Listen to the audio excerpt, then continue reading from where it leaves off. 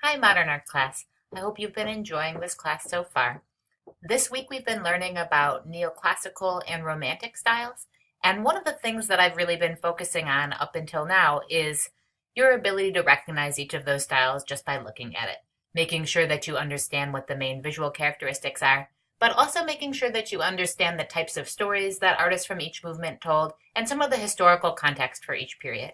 So now that you know all that, I wanted to do something a little bit more general and talk about romantic and neoclassical attitudes in the art that we've been seeing. And I know that's a kind of funny idea because you think of an attitude as being something that like a human being has and that a painting doesn't have. But the reason I wanted to go over it is that when I was first studying this style, I found that thinking about how my personality and my friends' personalities fit into these styles really helped me kind of contextualize them for myself. So at that time, I thought I'm very much a neoclassical personality type. I was very organized and clean. I was very logic driven. Whereas these days, I think I've gotten a little bit more of a romantic personality going on where I'm more comfortable with spontaneity. I like things to be a little messy. I'm a little bit more emotional than I used to be. So you can kind of make those interesting judgments about yourself or people you know as a way to help you think about how these particular styles kind of would express themselves in a personality. Like if this painting was a person, who would they be? All right, so that probably sounds weird, but I'm going to go ahead and explain it more and maybe that will help.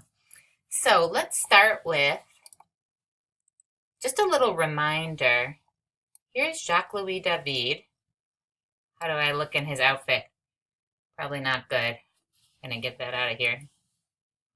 Okay, so here's Jacques-Louis David, who you know well by now. He's one of the main artists that people think of when they think of the neoclassical style.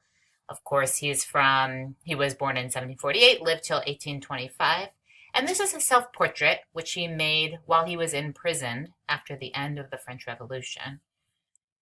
In terms of the artworks we looked at, I think we've looked at a lot from him, but two of the main ones that we focused on are the Oath of the Horatii, and of course his very rigid, clear style, highly structured. And then also his Death of Socrates, another very serious, structured painting that kind of has a timeless feel. Of course, David was really basing his work on ancient Greek models. But it's not just that he likes ancient Greece, it's like he goes for this overall sort of structured, clear, serious, heroic look. And then we also spent some time looking at Francisco de Goya, one of the many romantic style artists that we studied. This is a great self-portrait by Goya. And then here's a couple of images just to jog your memory. So here's his 2nd of May picture, of course, much more dramatic and messy, less structure and clarity. Now it is structured, but just not as obvious a structure as we saw with David. Also, Goya loved creepy stuff, mysticism, anything that felt like dark and things that you might have a nightmare about. That's a really common interest for Romantic era painters. They like things that are more on the mystical side of life. Okay, so now let's look at these two self-portraits. I think I'm just going to get myself out of here. Okay, good. So here we've got Goya versus David. And again, we've talked about both of these artists. You know where they fit into art history, what work they're known for. But now let's just look at these particular paintings of themselves. So in the David painting, I already mentioned he was imprisoned at the time. Now, it was a pretty lenient prison. You know, he was able to paint, he was able to see his kids, so it's not prison how we would think about it now. But he was nonetheless incarcerated. And if you look at his face here, and we're looking at the David, so this guy here. If you look at his face here, look how intensely he's looking at you. He's definitely projecting strength. He's sort of staring right into your eyes. Once you can kind of tear yourself away from looking at that very intense, sort of aggressive face, you can notice some other little details. Of course, he shows himself with his palette and his paintbrush. He's looking in a mirror, but he's in charge of this self-portrait, so he could have edited this out. I mean, of course, he really would have had a paintbrush and palette, but there's no reason he has to leave it in there. He's specifically choosing to represent himself as somebody in the act of painting. So that lets us know that because he's painting that stare, that intense face, he's actually looking at himself. So he's sort of telling us, I am scrutinizing myself in this picture. That's who that look is for. He looks very serious. He looks like he's definitely got an important idea in his head. And we can see even in his clothes, look at that little paint bit right there. He's really trying to stress that he is an artist, and that's how he's defining himself. I know that this is kind of hard to tell from our contemporary perspective, but these are actually sort of raggedy clothes. So he's also speaking to just his condition of being in prison, but also of somebody who associates himself proudly with the lower classes. You know, that was part of his revolutionary kind of persona. You know, he, of course, played an important role in the French Revolution, and he was on the side of the revolution overall. Okay, so to recap, David here is serious. He has clearly a mission. He's really trying to define himself as a painter. And we get this sense that he's got something important he wants to tell us about himself. I think the overall implication here, at least for me when I look at this, is of strength. He looks strong in his beliefs and strong in what he wants to communicate. Now let's look over here at this Goya painting. This was a painting that he actually made as a gift for his doctor, who had helped him through like really a very dangerous kind of period in his life. He was quite sick, and the doctor ended up saving him. I think he was on his deathbed. And here he is looking very weak. This is Goya himself. And then that's the doctor who helped him. This message down here was just explaining the situation. And because the painting was a gift for the doctor, this is sort of addressed to him. So you can see the doctor here looks like a strong, helpful figure. You can see some worried people in the background. But the main thing of interest here is that this is a self-portrait. This is Goya's chance to tell us who he is. And he shows himself as vulnerable and weak.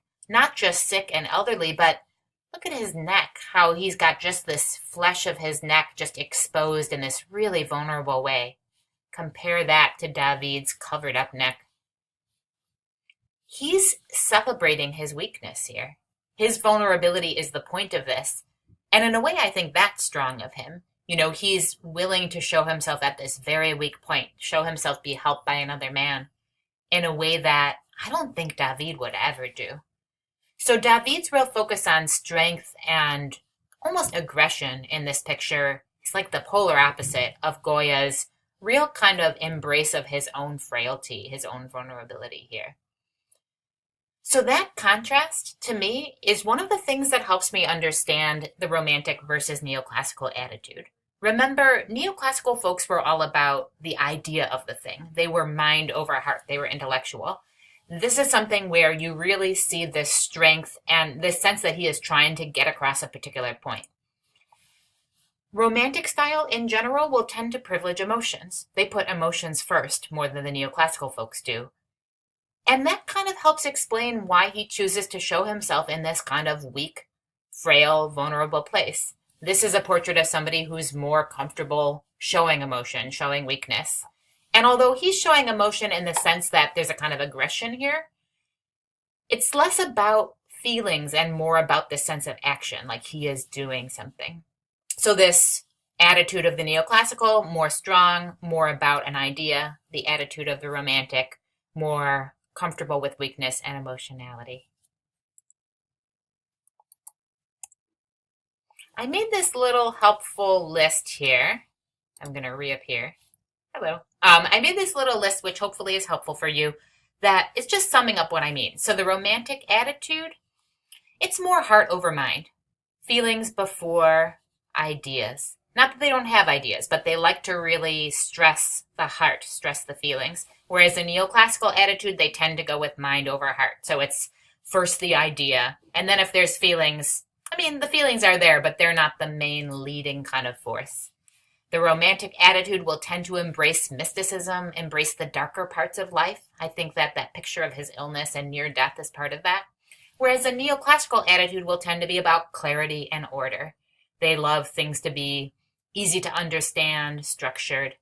And I say that here too. So the Neoclassical attitude loves structure and they love things to be polished. By polished, I mean like you don't see any messiness there. It's all cleaned up and perfect. Whereas the Romantic attitude loves spontaneity and a kind of messiness. You probably fit into one or the other. You're probably somebody who is going to switch between these different poles at different parts of your life. I think we all do. But hopefully thinking about these kinds of personality type traits as a way to think about how these styles are different will help it stick in your head and help it relate a little bit to your everyday life. And that's it. So I will see you next week.